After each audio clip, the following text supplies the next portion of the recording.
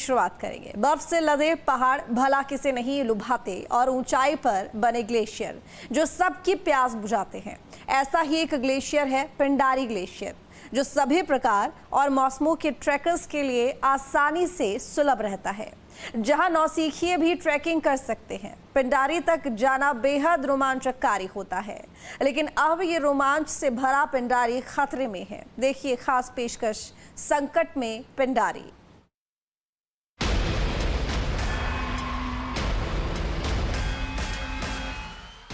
वह अटल खड़ा है उत्तर में, शिखरों पर उसके हिमकिरीट, साक्षी विनाश निर्माणों का उसने सब देखी हार जीत। उसके सन्मुख जाने कितने इतिहास यहाँ पर रचे गए, जाने कितने आगे आए, कितने अतीत में चले गए। कंचनजंगा कैलाश शिखर, देवत्व यहाँ पर रहा बिखर, ऋषियों मुनियों का आलय है, यह पर्वतराज हिमालय है। पिंडारी 3 किलोमीटर लंबा और 250 मीटर चौड़ा ग्लेशियर, जो कुमाऊं का सबसे सुलभ ग्लेशियर है, जो नंदाकोट, पालीद्वार और चांगुल जैसे उच्च हिमालयी चोटियों से फिसलने वाली बर्फ से भर जाता है, जो सभी 6000 मीटर से ऊपर की ऊंचाई पर हैं। और जब इसी ग्लेशियर से बर्फ पिघलती है तो पिंडारी नदी का जन्म होता है। कुमाऊं हिमालय का ये ग्लेशियर हर साल ट्रेकर्स को आकर्षित करता है। पिंडारी ग्लेशियर नंदा देवी अभयारण्य में स्थित है और पिंडारी नदी का स्रोत भी है, जो कर्णप्रयाग में अलकनंदा से मिलती है। पिंडारी ग्लेशियर का शून्य बिंदु आपको 3660 मीटर की आश्चर्यजनक ऊंचाई पर ले जाता है। पूरे ट्रैक के दौरान पिंडारी ग्लेशियर शिखर पर रोडोडेंड्रोन के जंगल, हरे भरे घास के मैदान, झरने और हरी घाटियां आपका स्वागत करते मिलेंगे, जहां का नजारा आपको मंत्रमुग्ध कर देगा।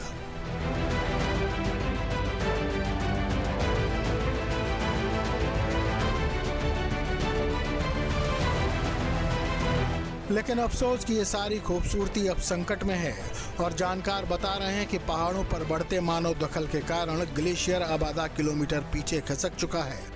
पिंडारी ग्लेशियर पिघल रहा है। जहां 60 साल पहले 0 पॉइंट हुआ करता था, अब वहां पर भुरभुरे पहाड़ दिखाई पड़ रहे हैं।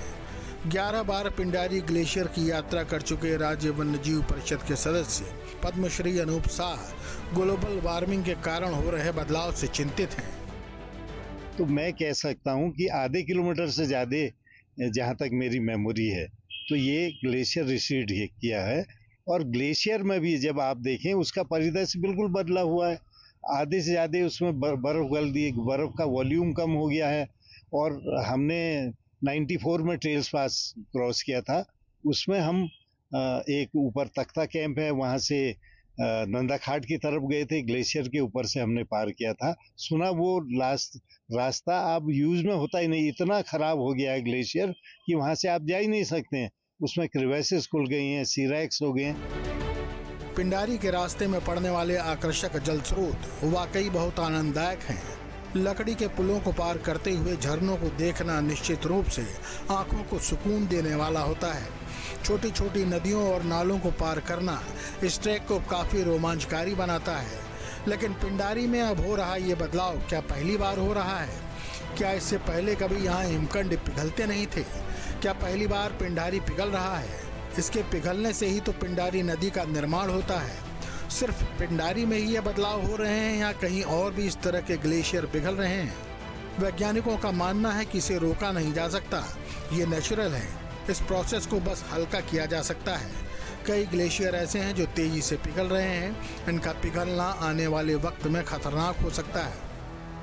ग्लेशियर का बनना और पिघलना एक नेचुरल प्रोसेस है, और इनमें जो है हम धरती के जो पीरियड्स है, हम अपनी पृथ्वी के जो पीरियड है उनको अलग अलग फेजेस में डिवाइड करते हैं। जैसे एक ग्लेशियर पीरियड और इंटर ग्लेशियर पीरियड है, तो ग्लेशियर पीरियड में जो है ग्लेशियर एडवांस करते हैं और इंटर ग्लेशियर पीरियड में ग्लेशियर जो है रिट्रीट करते हैं। तो अभी जिस हम फेज में चल रहे हैं तो ग्लेशियर रिट्रीट का फेज चल रहा है, जिसमें ग्लेशियर रिट्रीट हो रहे हैं। और वर्ल्ड वाइड ही ग्लेशियर यहाँ हिमालय में नहीं बल्कि अंटार्कटिका, आर्कटिक और ग्रीनलैंड में भी ग्लेशियर जो है रिट्रीट हो रहे हैं। तो इस रिट्रीट होने के पीछे जो है कुछ तो नेचुरल प्रोसेस है। जो नेचुरल ग्लेशियर्स रिट्रीट होते हैं वो होते ही, अगर ग्लेशियर मेल्ट होंगे तभी डाउन स्ट्रीम में आपको पानी मिलेगा।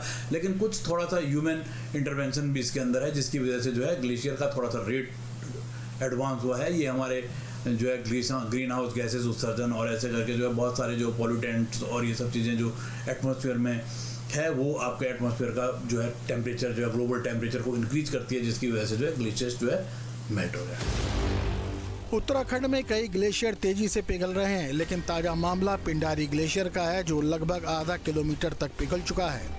इसके अलावा गंगोत्री ग्लेशियर, सतोपंत ग्लेशियर, भागीरथ खड़क ग्लेशियर, मिलान ग्लेशियर, चुरावादी ग्लेशियर, डोकरियानी ग्लेशियर और घृति ग्लेशियर भी पिघल रहे हैं और इनके पिघलने का मुख्य कारण है क्लाइमेट चेंज और global warming. Green house gases का इस्तेमाल भी एक बड़ा कारण है और इंसानों का दखल तो एक अहम कारण है ही। ग्लोबल वार्मिंग की वजह से ग्लेशियर लगातार पिघल रहे हैं। उत्तराखंड का पिंडारी ग्लेशियर 60 सालों में आधा किलोमीटर दूर खिसक चुका है। जहां पर पहले बर्फ़ के पहाड़ नज़र आते थे, वहां पर अब भुरभुरा पर्वत नज़र आता है। ऐसे में लगातार वातावरण बदल रहा है और इसका व्यापक असर मानव स्वास्थ्य पर भी पड़ेगा। ग्लोबल वार्मिंग की वजह से ग्लेशियर की बर्फ पिघल रही है। मौसम वैज्ञानिक इसे बेहद खतरनाक स्थिति मान रहे हैं। देखिए, जिस तरह से हम ग्लोबल वार्मिंग हो रही है और लगातार हमारी पृथ्वी गर्म होती जा रही, उसका असर ये है कि पूरे दुनिया के ग्लेशियर, चाहे हमारे उत्तराखंड के हों, चाहे हमारे जम्मू कश्मीर या लद्दाख के हों, वहाँ पर अब लगातार ग्लेशियर सिकुड़ते जा रहे हैं, जिनका असर मानव जीवन की जो हमारी जीवनदायिनी नदियाँ हैं उन पर असर पड़ेगा और जो पानी लगातार हमें नदियों में प्राप्त होता है वो प्राप्त नहीं होगा। अब तक 11 बार पिंडारी ग्लेशियर की यात्रा कर चुके अनूप साहब मानते हैं कि यह रास्ता पहले की तुलना में और अधिक कठिन हो चुका है। भूस्खलन के कारण खाती से द्वाली तक की दूरी में करीब 3 किलोमीटर की वृद्धि हुई है, जिससे यात्रा चुनौतीपूर्ण हो गई है। हालांकि काफी पहले कपकोट से पिंडारी तक की दूरी 115 किलोमीटर हुआ करती थी। अब खाती तक वाहन सुविधा उपलब्ध होने से ट्रैकिंग की दूरी घटकर 31 किलोमीटर रह गई है। 2013 में शायद वहाँ बहुत बड़ी आपदा आई थी, जिसमें कफनी साइड एक लेक बन गया था, जिसके बस्ट होने से पूरा वहाँ का सिनेरियो ही बदल गया था। हर नाले में समझो बाढ़ आई हुई थी, उस जाने बहुत गहरे हो गए हैं और उसमें अभी तक रोड का बहुत बुरा हाल है।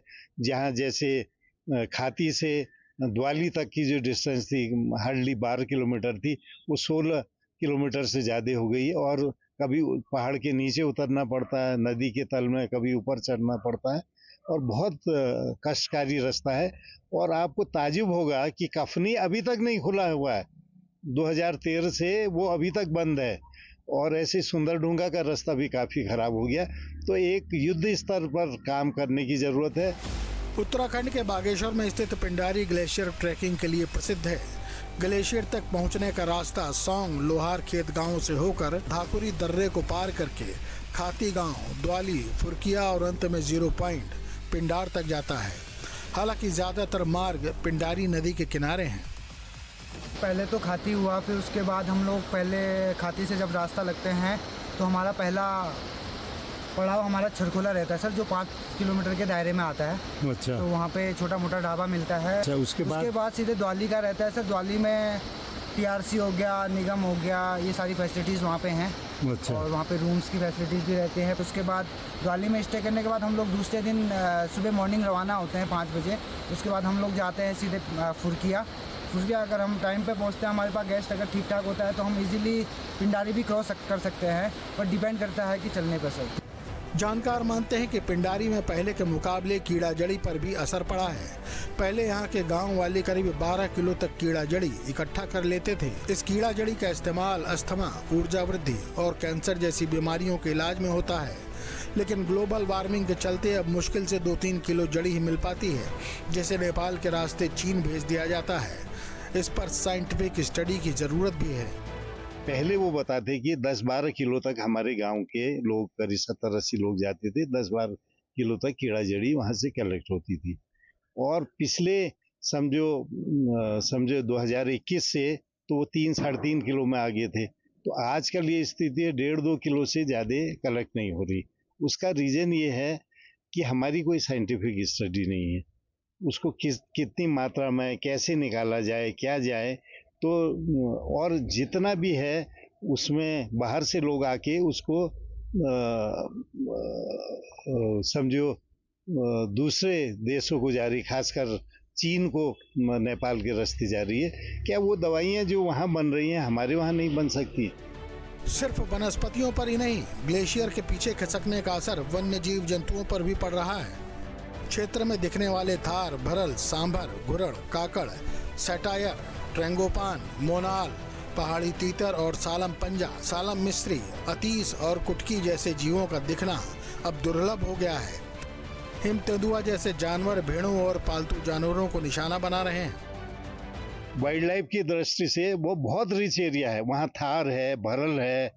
मैंने समझो 9,000 10,000 की ऊंचाई पे सांभर वहाँ देखा है, बार्किंग डियर है, घुरल है और सराऊ है, कई रेड डाटा बुक में है। फिर उसके बाद चीर फेजेंट हैं, सटायर ट्रेंगोपैन मैंने फुरकिया द्वाली के ऊपर देखा हुआ है और फुरकिया के बीच में देखा है। हिल पैट्रिज वहाँ होता है।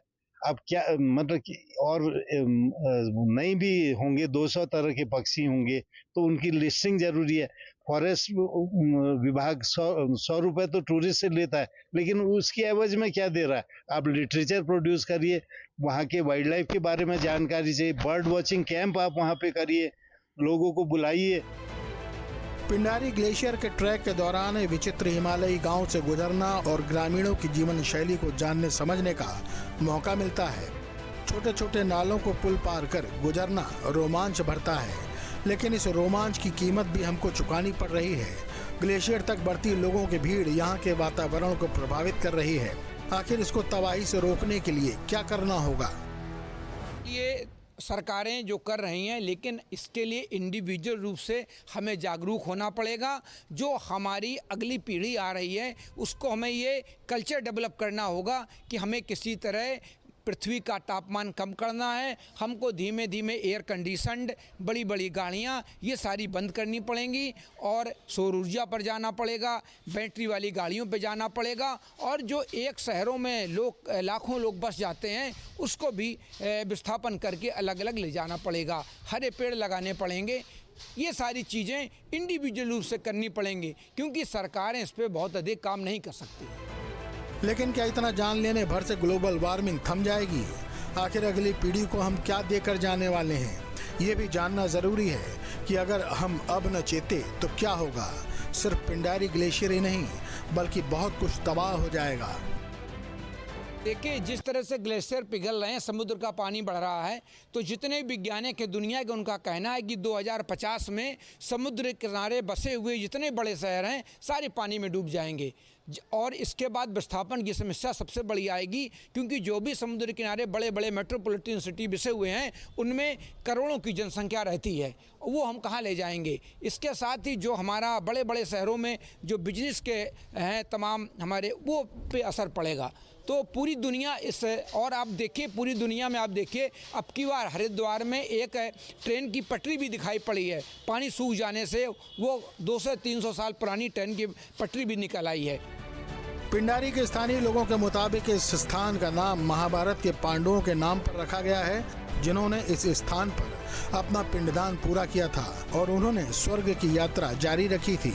रोमांच के शौकीनों और आध्यात्मिक लोगों के लिए पिंडारी अभी तक तो बेहद खास जगह है, लेकिन अगर हम इतना जानने के बाद भी नहीं सुधरेंगे तो हमारी आने वाली पीढ़ी पिंडारी जैसे खूबसूरत वादियों को देखने से वंचित रह जाएगी। Team news street.